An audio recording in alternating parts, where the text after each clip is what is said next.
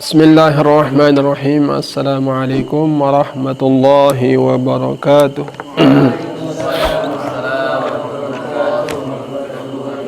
Alhamdulillahirabbil alamin wa bihi nasta'in ala umurid dunya waddin. Wassalatu wassalamu ala asyrafil anbiya'i wal mursalin sayyidina Muhammadin wa ala alihi washabbihi ajma'in. Subhanaka la ilma lana illa ma 'allamtana innaka antal alimul hakim wa la hawla wa la quwwata illa billahil aliyyil azim. Allahumma 'allimna ma yanfa'una wa anfa'na bima 'allamtana.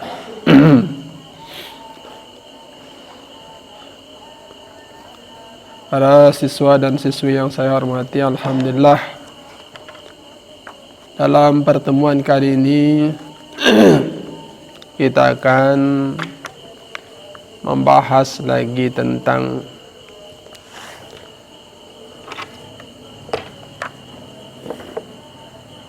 al-isti'dzan fi awqatil khulwah.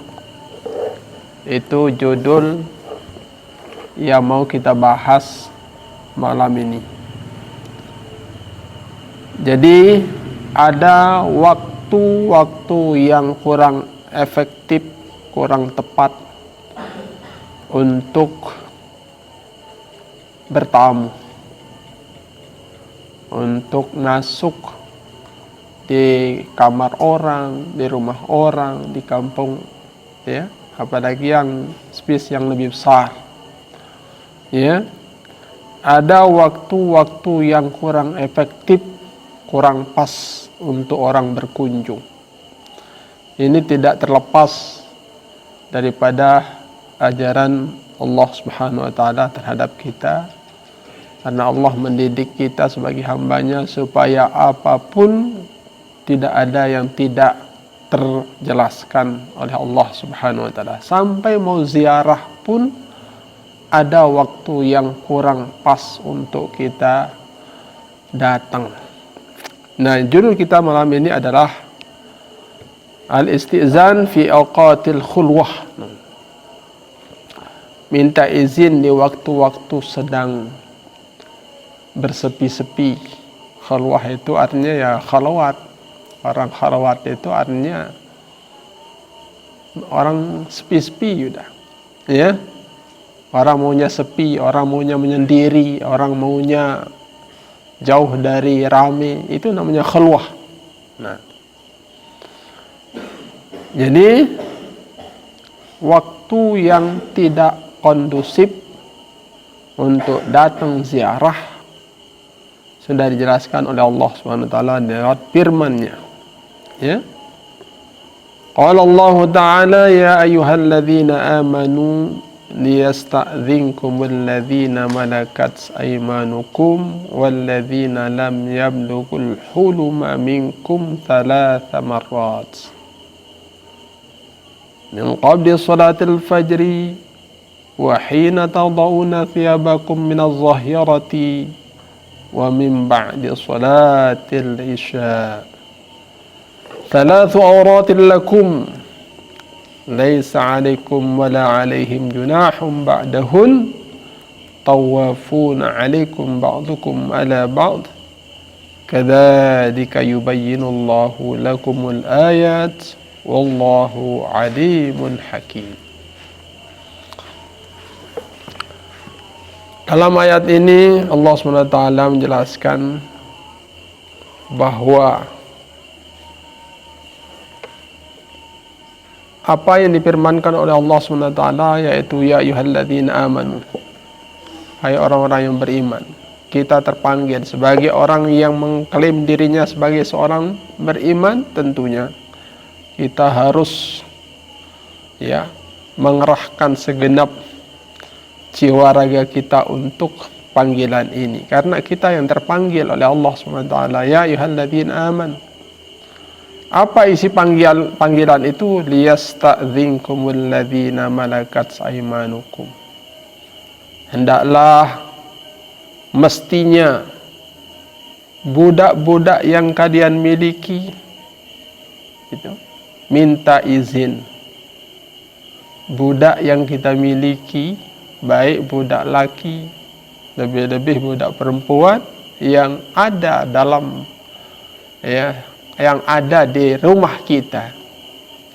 Coba bayangkan ini. Budak itu adalah suruhan kita. Orang dalam. Ya.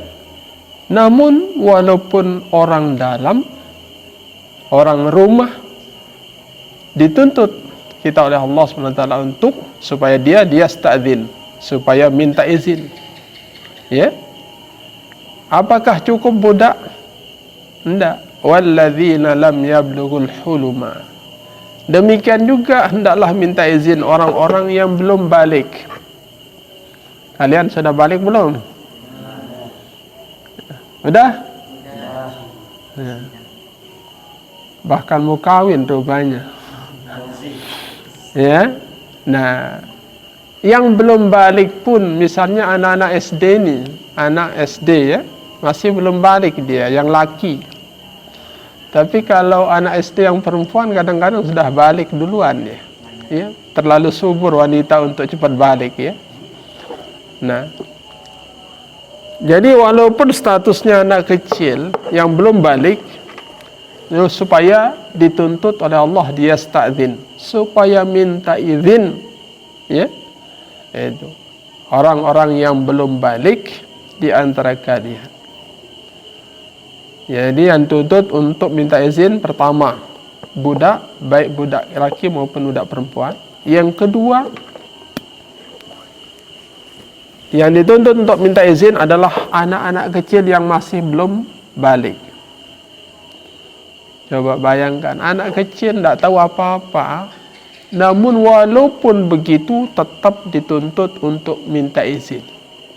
Budak yang levelnya sama seperti binatang. Coba manusia levelnya sama seperti binatang, itulah budak. Tapi walaupun levelnya seperti itu, dituntut bagi budak ini untuk minta izin. Ya, minta izin. Di mana tempatnya minta izin? Di waktu yang mana mereka dituntut untuk minta izin? Thalatha marrat. Di 3 waktu. Jadi thalatha marrat 3 kali, tapi 3 waktu maksudnya. 3 waktu. Jadi tidak mengatakan thalatha awqat. Tidak, tetapi thalatha marrat, cukup kalinya saja disebut. Ya, kalau disebut kalinya berarti itu tergantung dengan waktunya. Mana 3 kalinya? Mana 3 waktunya? Pertama, min qabli sholatil fajr. Sebelum mulai sholat fajar, kalau ada orang mau masuk di kamar ibunya sebelum sholat fajar, misalnya kalian ini, misalnya kalian masih kecil lah, belum tahu bahasa ya, masih SD misalnya. Anda kalau mau masuk ke kamar ibumu, bapakmu sebelum sholat fajar, dia sta'dzin. Harus kalian minta izin. Bagaimana minta izin? Ketuk pintu. Ya, ketuk pintu itu pertanda minta izin. Jangan ibumu, bapakmu sedang tidur bareng, terus Anda nyelonong masuk di situ. Apa yang terjadi? Nah, inilah yang sangat dikhawatirkan. Jangan-jangan apa yang terjadi, sedang sepak bola di dalam. Ya, apalagi masuk gawang, Anda nyelonong, apa yang terjadi? Nah, ini sangat-sangat rentan sekali. Di saat-saat waktu ini, aurat semua kita terbuka. Karena itu, dituntut supaya apa? Minta izin. Apalagi segede kalian yang begini nih. Jangan coba-coba Anda masuk di kamar orang tuamu di saat min qabli sholatil fajr. Ya, ingat. sekelas kalian, seumur kalian, jangan main nyelonong masuk di rumah orang, kamar bapakmu dan ibumu sebelum sholat fajar. Ini etika yang harus kita pahami. Ya, jadi tahu Anda sedang berada di waktu apa sebelum sholat fajar, jangan coba-coba main nyelonong masuk di kamar ibu bapakmu. Ya, karena saat-saat baru tidur, baru bangun tidur itu rentan sekali aurat terbuka. Ya, rentan sekali aurat kita terbuka. Pakaian tidur, pakaian minim, bahkan kalau musim panas mungkin pakai celana kolor saja. Ya kan? Masa Anda lihat orang tuamu dalam kondisi seperti itu? Ya. Jadi ingat, waktu yang pertama harus ada izin, harus ketuk pintu adalah min qabli sholatil fajr. Makanya jangan cari gara-gara. Apa sih yang Anda tanyakan sebelum sholat fajar sama orang tuamu? Nanti kalau Anda ada hajatnya sama orang tua nanti setelah sholat subuh. Jangan coba tampilkan atau sajikan hajatmu itu sebelum sholat fajar sama orang tua. Itu waktu pertama min qabla sholatil fajri. Yang kedua, wa hina tad'una thiyabakum minaz zahirah. Yang kedua adalah ketika kalian rata-rata menanggalkan pakaian kalian ketika zuhur. Nah, jangan coba-coba bertamu di saat pulang sekolah ya.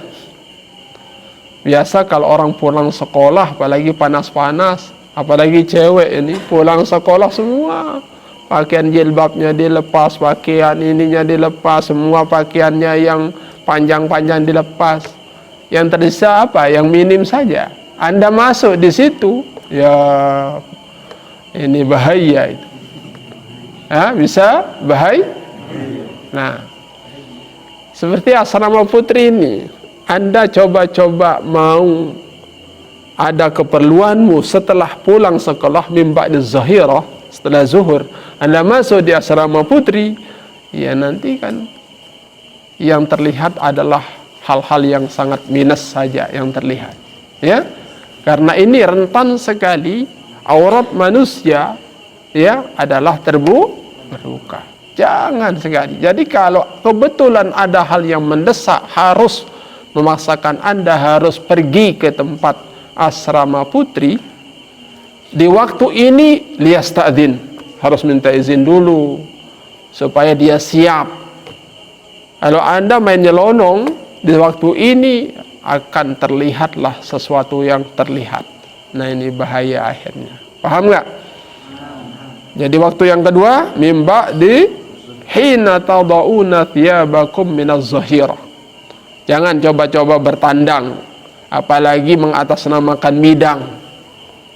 Berziarah biasa saja di waktu ini tidak efektif, tidak layak, tidak etis, kurang-kurang mendesaknya. Ya.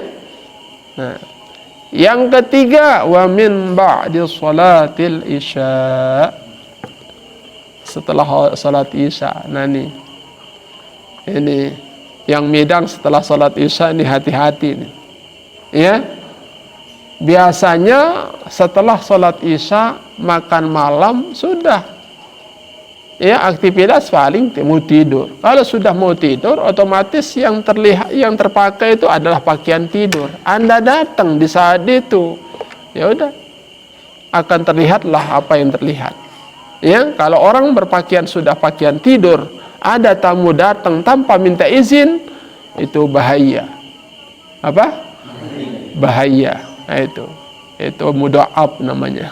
Ya. Nah, jadi jangan, itu kuadrat itu bahayanya, bukan satu bahaya, enggak, bahaya itu. Segat mubalaghah itu. Nah, oleh karena itu jangan sekali, apalagi mengatasnamakan main-main di waktu ini. Jangan. Ya, jadi min qabli sholatil fajri satu, yang kedua wa hina tad'una thiyabakum minaz zahirah. Ketika mayoritas orang rata-rata menanggalkan pakaiannya di waktu zuhur. apalagi pulang sekolah, pulang dari sawah, orang semua pakaiannya yang minim-minim saja karena sudah siang, keringatan, akhirnya pakai pakaian seadanya kan. Anda datang di saat itu, wah tidak etis banget ya. Nah, jangan coba-coba bertamu di saat 3 waktu. Andai kata kalian harus terpaksa bertamu di saat itu, harus liyasta'dzin, supaya hendaklah minta izin. Kenapa 3 waktu ini dilarang? Ya, untuk bertandang bertamu, karena thalathu auratil lakum. Itu 3 waktu yang mana aurat kalian terbuka. Aurat kita itu terbuka di saat-saat 3 waktu ini. Ketika sebelum sholat subuh, pakaian apa yang kita pakai ya? Sebelum sholat subuh, pakaian seadanya. Yang kedua setelah zuhur, ya, biasa setelah zuhur topi dilempar, baju dilempar, ya. Apalagi wanita yang selama ini tertutup di saat itu ingin cari angin segar, akhirnya dilucutin semua, ya kan? Lah, karena itu jangan sekali-kali bertandang saat itu. Dan yang ketiga adalah min ba'di sholatil isya. Setelah sholat isya biasanya rentan aurat kita terbuka karena akan beranjak ke tempat tidur. Thalathu auratil lakum. Nah, itu 3 waktu itu adalah rentan sekali aurat kita terbuka. Kemudian selanjutnya laisa alaikum wala alaihim junahum ba'dahunna. Tidak ada dosa bagi Anda. Ya. Juga tidak ada dosa bagi mereka ba'dahunna, setelah 3 waktu ini. Ya. Misalnya waktu maghrib itu masih necis ini, pakaian masih necis, ya kan? Atau setelah sholat subuh, orang setelah sholat subuh biasanya siap beraktivitas kan, sudah siap ya, dengan segala macam perlengkapan. Nah, tidak ada aurat terbuka kalau sudah selesai sholat subuh ya. Nah, jadi kalau setelah 3 waktu ini ya, tidak ada dosa bagi mereka untuk langsung masuk. Misalnya Anda mau masuk di kamar ibu bapakmu setelah sholat subuh, sudah tidak ada urusan, sudah siap semua, ya kan?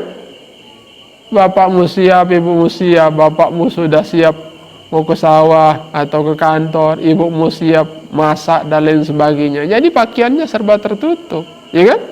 Tapi kalau Anda masuk di kamar orang tuamu ketika sebelum sholat subuh, ya, jangan-jangan pakai yang minim saja terjadi situ. Ini sudah diajarkan oleh Allah Subhanahu wa taala, ya. Nah, tidak ada dosa bagi kalian selain 3 waktu yang tadi. Tawafuna alaikum ba'dukum ala ba'd. Anda tawaf, Anda keliling, mau muter sana, muter sini, masuk sana, masuk sini, bebas saja. Tidak ada masalah terhadap kalian di selain waktu yang 3. Kadzalika yubayyinullahu lakumul ayat wallahu alimun hakim. Demikianlah Allah menjelaskan ayat-ayatnya dan Allah Maha tahu dan Maha bijaksana. Nah ini. Jadi ini firman Allah Subhanahu wa taala. Wa idza balagal atfalu minkumul huluma. Nah, apabila anak kecil sudah sampai ke level balik. Level balik ini, anak-anak kecil sekarang sudah meningkat ke level balik. Bagaimana kalau sudah balik? Falyasta'dzinu. Nah, jadi dituntut kalian itu harus istizan. Sudah tahu bahasa ya, sudah tahu bahasa mana ciuman, mana bukan ciuman, mana ya, mana hitam, mana putih, sudah tahu itu. Mana yang namanya cinta, mana yang bukan cinta, ya.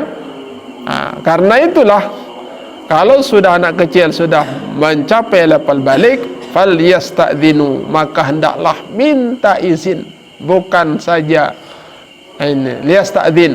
Ini fil amr, ini lamul amri, al aslu fil amri lil wujub, ya. Jadi pada dasarnya amar itu wajib, Jadi wajib kalian minta izin.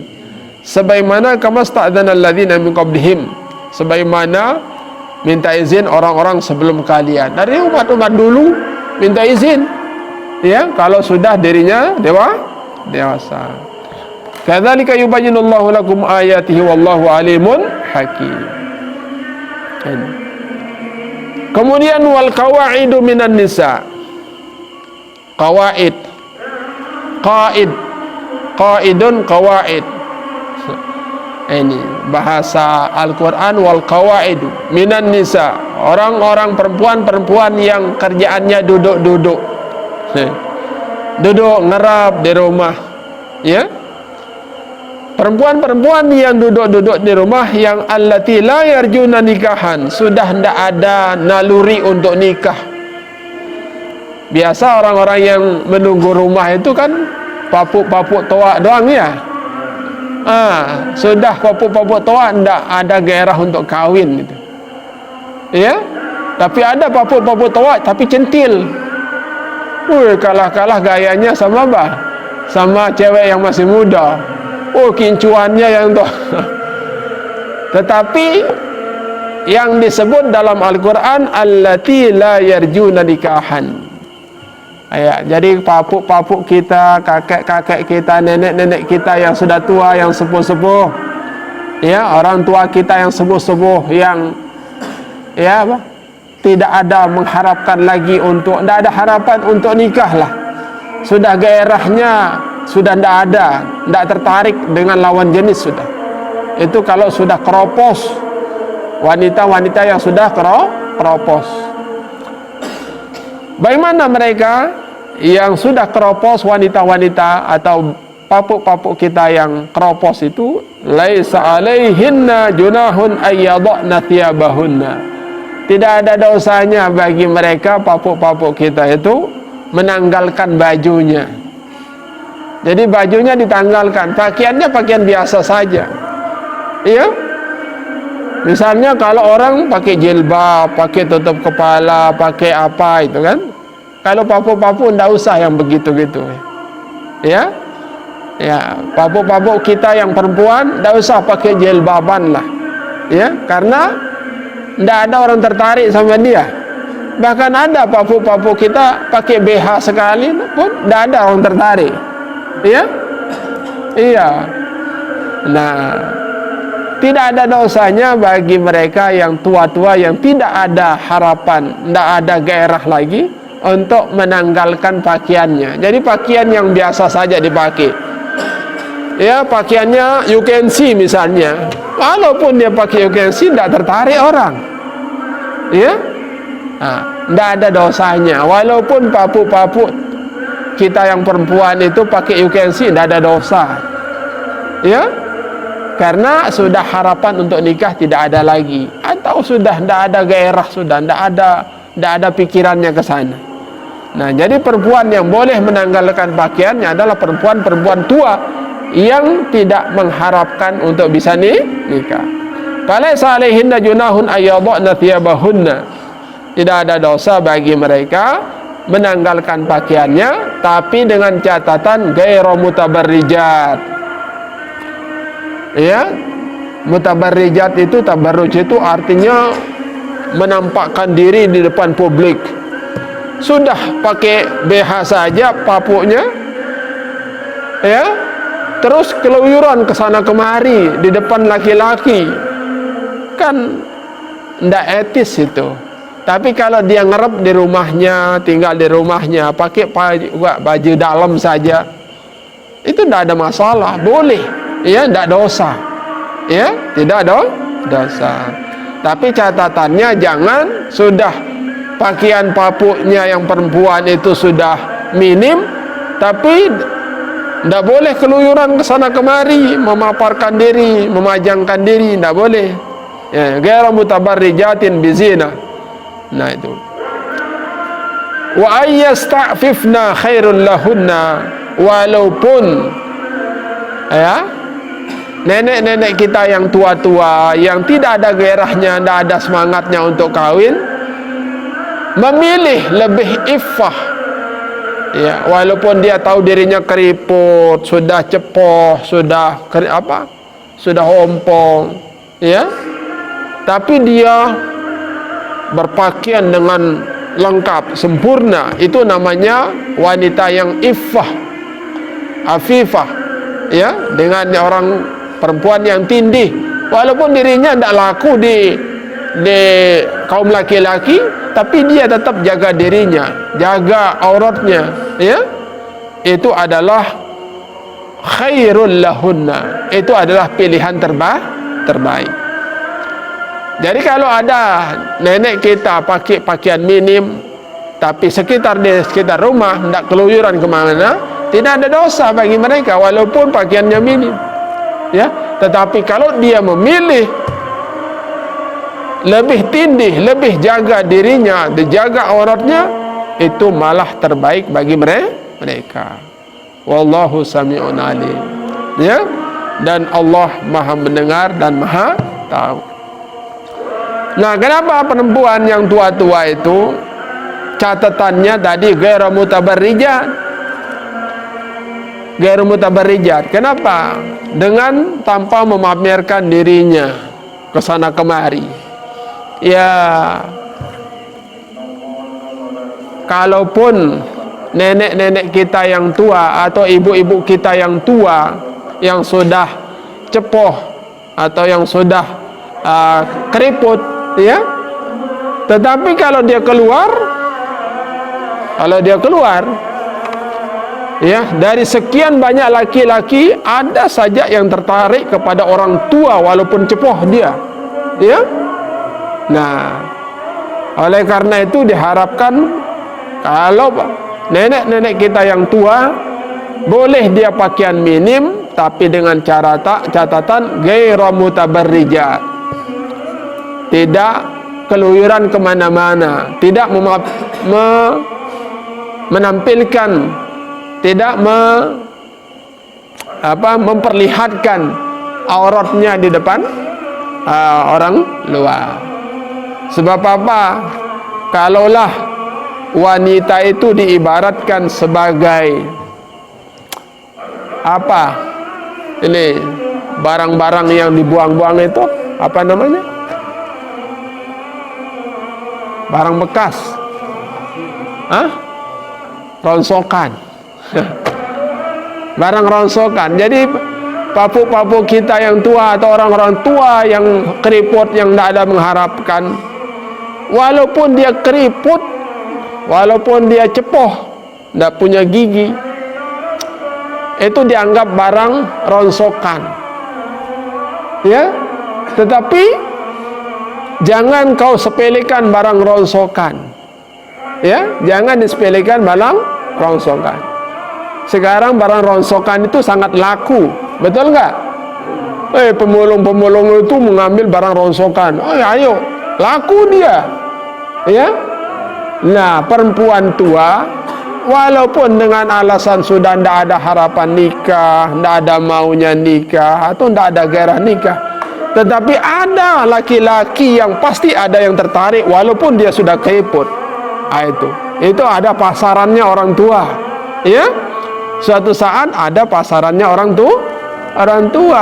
Walaupun menurut pandangan kita orang tua ini pasti tidak laku lah, tetapi dari sekian banyak laki-laki ada yang tertarik dengan orang-orang yang cepoh-cepoh tadi itu.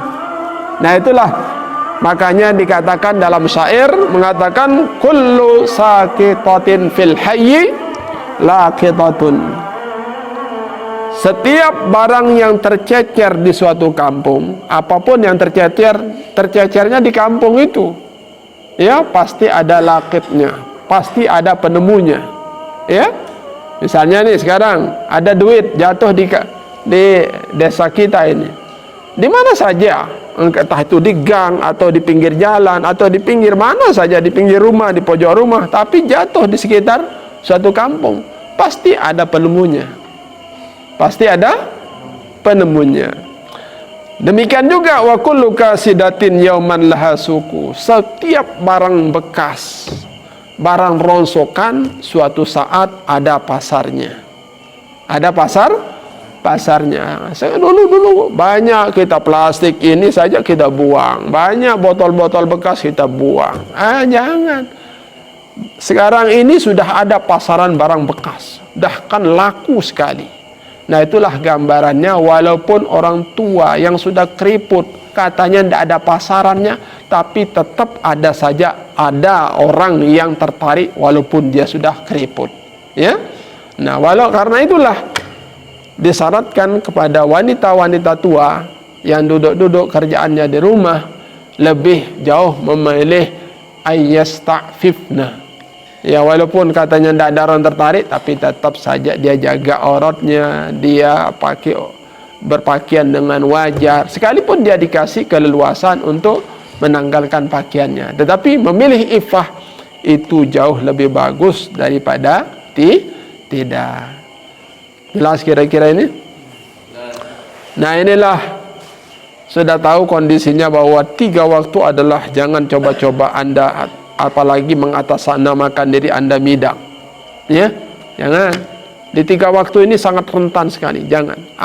Jangankan midang, bertamu saja jangan. Kecuali kalau hal yang sangat mendesak. Kalaupun sudah mendesak, harus di 3 waktu ini harus Anda bertamu, tapi harus catatannya liyasta'dzin. Harus minta izin. Jauh dulu, ketuk pintu, assalamualaikum dulu dan lain sebagainya, supaya orang di dalam sana siap, ya, supaya orang di dalam sana siap. Kalau Anda main nyelonong saja di 3 waktu ini, akan terjadilah hal-hal yang sangat negatif. Nah, oleh karena itu jangan sampai ya, di 3 waktu ini kita bertamu, karena di 3 waktu ini adalah sangat rentan aurat-aurat kita terbuka.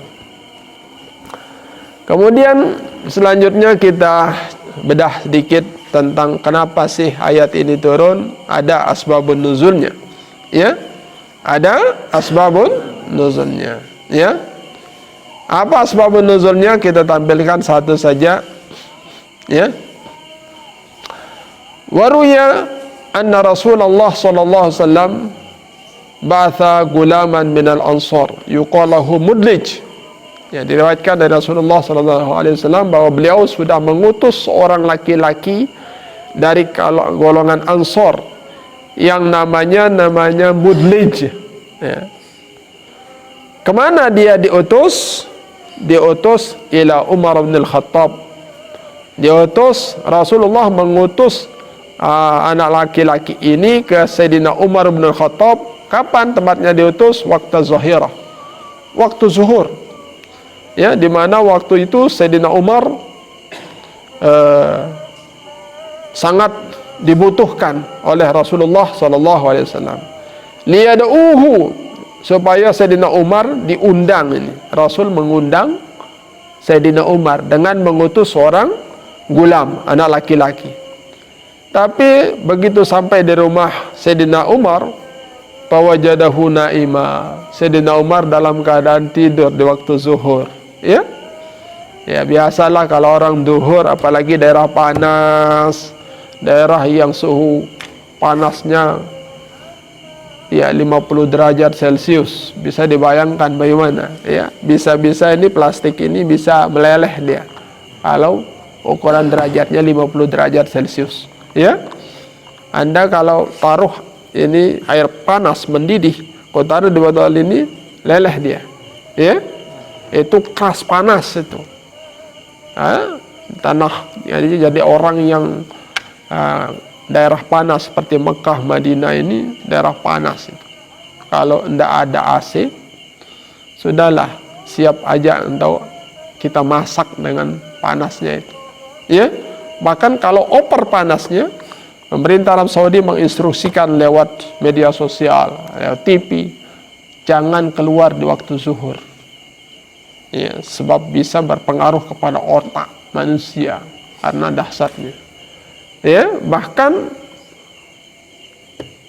makruh sholat di waktu sangat panas. Jadi makruh sholat di saat sedang panas. Jadi tunggu, bisa ditunda waktu zuhur itu belakangan. Nanti dia agak dinginan dikit baru sholat. Kalau terlalu panas kurang bagus. Dan juga kurang bagus terlalu dingin.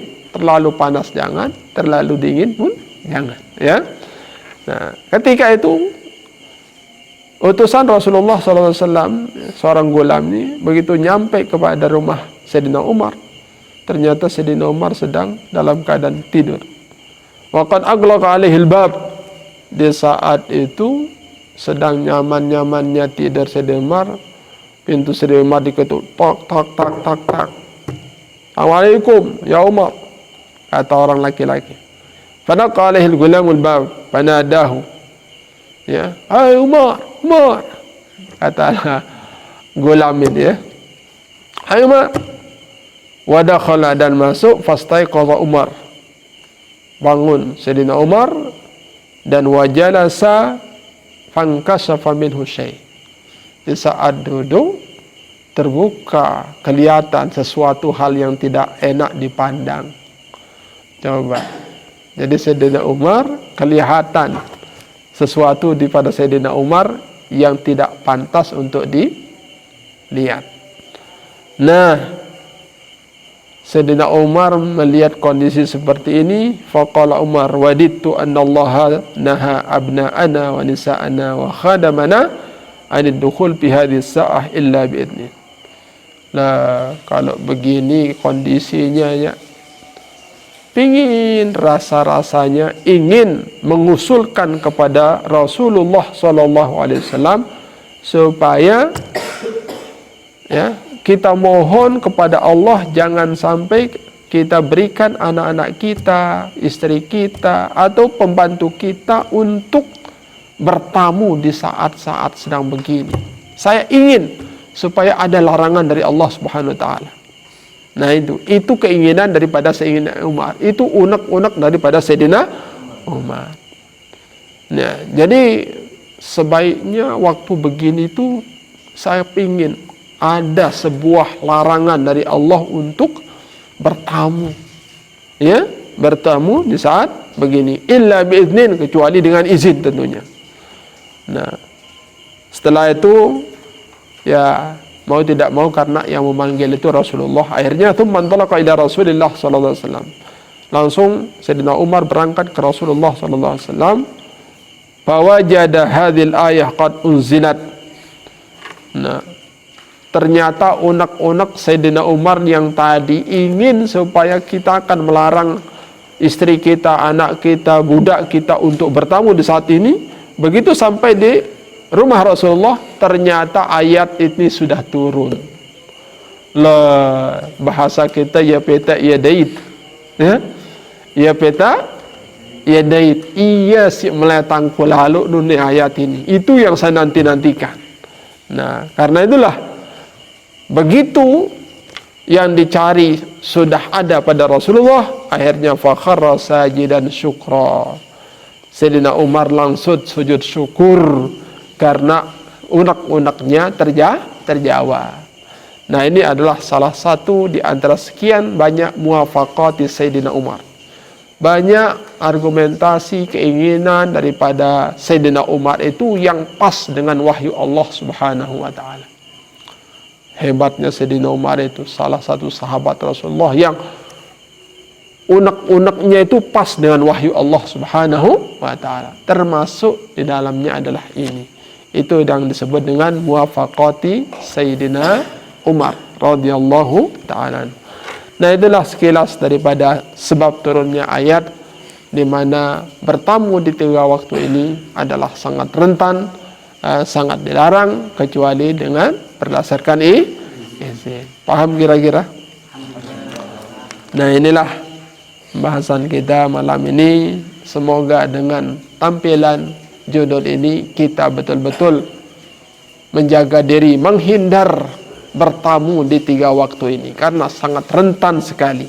Tapi tadi andai kata ada hal yang sangat mendesak untuk bertamu di tiga waktu ini, harus karena ada yang sangat mendesak, maka solusinya harus supaya minta izin, ya. Jadi izin dulu, salam dulu, ketuk pintu dulu dan lain sebagainya, supaya orang di dalam keadaan minim tadi terbuka auratnya sudah siap, ya, sudah siap.